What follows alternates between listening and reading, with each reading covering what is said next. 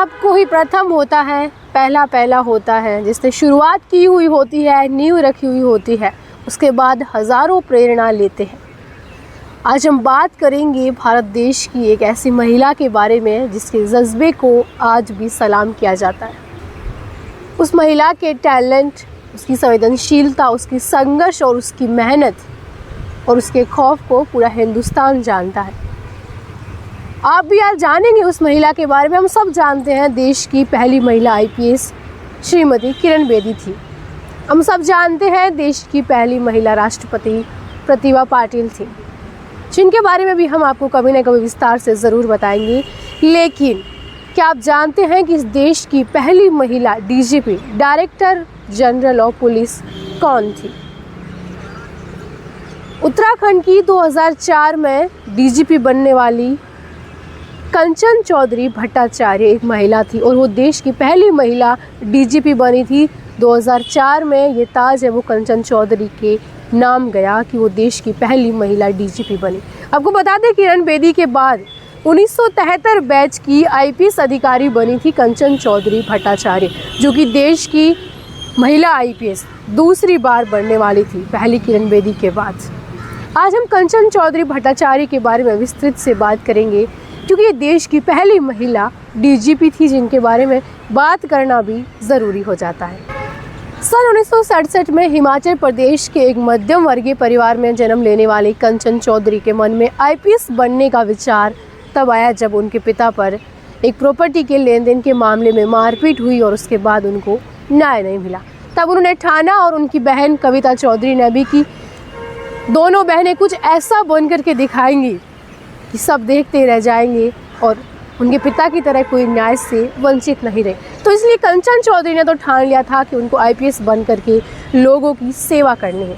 एक बार जब किसी ने उन्होंने से पूछा कि आप सख्त पुलिस ऑफिसर बनेंगे या संवेदनशील, उन्होंने सख्त नहीं, संवेदनशील बनना पसंद करूँगी, क्योंकि मैं संवेदनशीलता के साथ वो सारे कार्य कर सकती हूँ जो होने चाहिए।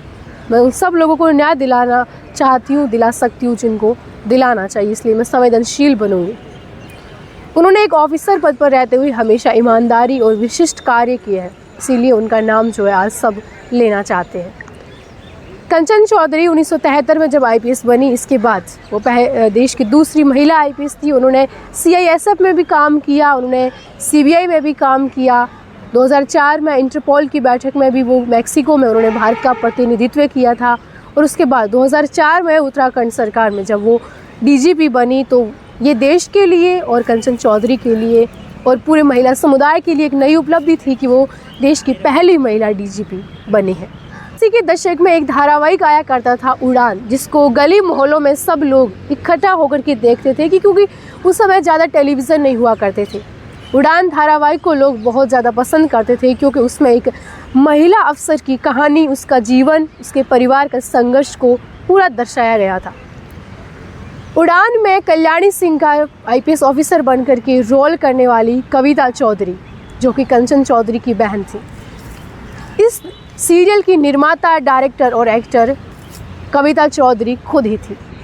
और उन्होंने अपने परिवार, अपनी बहन के जीवन के संघर्ष और अपनी बहन के अफसर बनने तक की कहानी को अपने किरदार से निभाया, बखूबी लोगों तक पहुंचाया। और ये बड़ी एक उपलब्धि कविता चौधरी के लिए भी थी, क्योंकि दोनों बहनों ने वो कर दिखाया जिसकी उन्होंने ठानी थी। अब बात करेंगे हम कंचन चौधरी भट्टाचार्य की उन उपलब्धियों के बारे में जिन्होंने अपने प्रोफेशन में रहते हुए हासिल की थी। आईपीएस ऑफिसर की वो वर्दी पहनने के बाद कंचन चौधरी हमेशा से सुर्खियों में रही है, क्योंकि उन्होंने अपने प्रोफेशन में ऐसे कई बड़े काम किए, जिसमें दो जो हाई प्रोफाइल केस है वो हम आपको बताना चाहेंगे। रिलायंस बॉम्बे डाइंग वाला हाई प्रोफाइल केस और एक बहुचर्चित सैयद मोदी मर्डर केस, जिसमें इन्होंने बहुत अच्छे से काम किया था। और ऐसा बोला जाता है कि कंचन चौधरी के सामने कई बड़े जो गुंडे थे जिन्होंने घुटने टेक दिए थे। दबंग लेडी थी, दबंग लेडी ऑफिसर हम उनको कह सकते हैं। और उनके इन्हीं विशिष्ट कार्यों के कारण उनको राष्ट्रपति पदक से सम्मानित भी किया गया था कंचन चौधरी को। और साल 1989 में उनको प्रतिष्ठित जो इन्होंने सेवाएं दी इसके लिए इनको राष्ट्रपति पदक दिया गया था।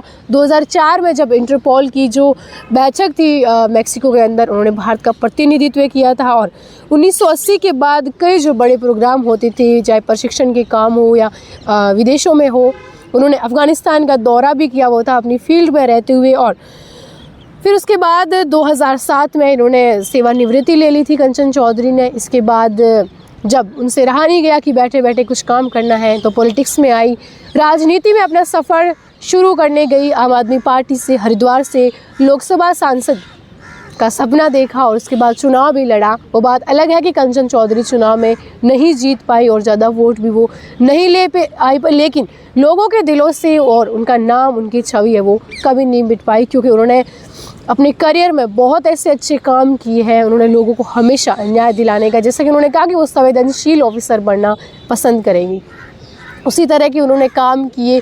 और यही कारण है कि आज कंचन चौधरी भट्टाचार्य को सब याद करते हैं। एक कहे तो एक ईमानदार ऑफिसर, एक जिनका करियर है वो सफल रहा हो, जिनके अच्छे काम रहे हो। उत्तराखंड में जब वो 2004 में डीजीपी बनी तो उनका ये नाम और उनका चेहरा है वो बहुत ज़्यादा चर्चाओं में रहने लग गया था, क्योंकि वो पहली महिला डीजीपी थी और सबको था कि कंचन चौधरी किस तरह से काम करेंगी। लेकिन हमेशा अपनी सेवा के लिए ईमानदारी से समर्पित रहने वाली कंचन चौधरी भट्टाचार्य ने फिर से वो करके दिखाया।